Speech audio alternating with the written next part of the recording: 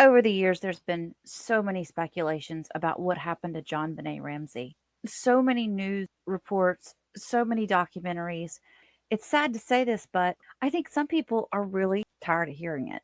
A lot of people blame the family to this day. They say that either the brother or the mom was involved in it. And I've heard of most of the suspects out there. And I've watched several of the documentaries. But this particular one caught my attention recently. This was recently brought up on News Nation. She looks so much like her mother in this picture right here.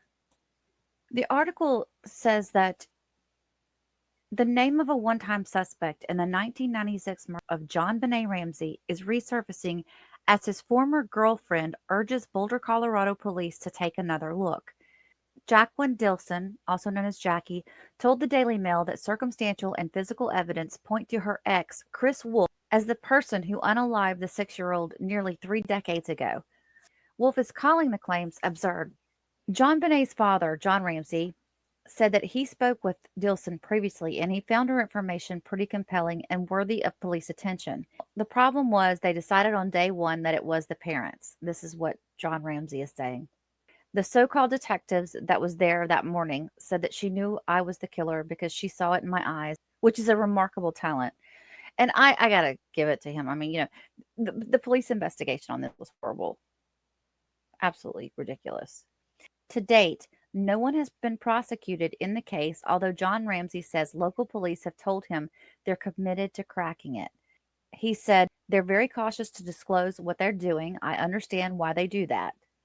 Now, Dilson, the ex girlfriend of Wolf, has independently published a book called The Unheard Call, which airs her allegations. Ooh, I want to read that now. Can I just get cliff notes of that book? Is that possible? Now, according to her, Robert Chris Wolf disappeared for a few hours from their home in Colorado on the day of the unaliving, and now she thinks he was involved in what has continued to be one of the most famous cold cases ever. Wolf is one of two, along with John Mark Carr, suspects detained in relation to Ramsey's unaliving, but he explained his absence that night was because of a work party. In 2011, police said Wolf had been investigated as a suspect completely and he was not behind the crime.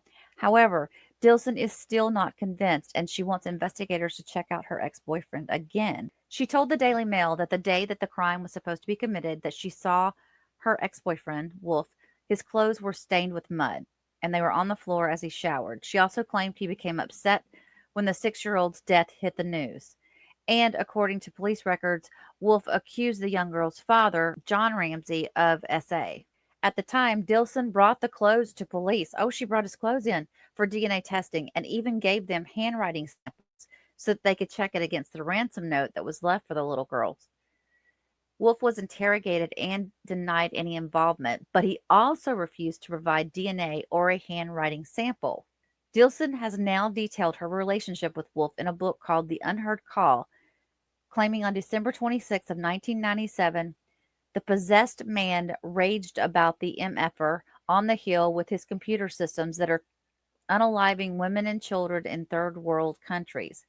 The hill was the nickname for the pricey and luxury area of Boulder, Colorado, in which the Ramsey family lived. Dilson also claimed that Wolf became focused on the news coverage of the case and even accused him of once saying, "You know, me and OJ, we have a lot in common. We get away with everything." Dilson also claimed that Wolf pondered how he would go about unaliving someone. She claimed he said, I was just thinking if I was going to strangle someone, I wouldn't use my hands. I would use a rope. Wouldn't you? Dilson told the outlet that I felt this burden of responsibility, that I was one of the only people who could help the family solve the case, and there's no way I can stop pushing until I get answers.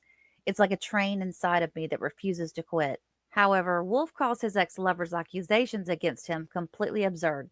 Meanwhile, Ramsey's father has not given up the fight to solve his daughter's homicide. He appeared on CNN earlier this year and he pushed authorities to carry out more DNA testing using genetic genealogy.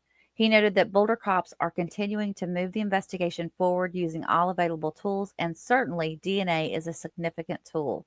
John urged the media to continue with their coverage of the crime in hopes it would inspire someone with crucial information to step forward. Please help us. I'm not vindictive. I just want an answer. And if you can help us with that, please call. So that's all we have on it now. And if I hear anything more on this, I'll let you guys know. This may be old news to some people. This is the first time I'd heard of this. I knew about the one guy that had, what did he confess to it at one point? And then they came back and said no. He was like looking for like his 5 minutes of fame. Crazy. Whew. I don't know. Will we ever find out what happened to JonBenet Ramsey? Did they botch this so badly that it just can't, they'll never be able to come back from it? I actually hope they do before John Ramsey dies. I think he deserves answers.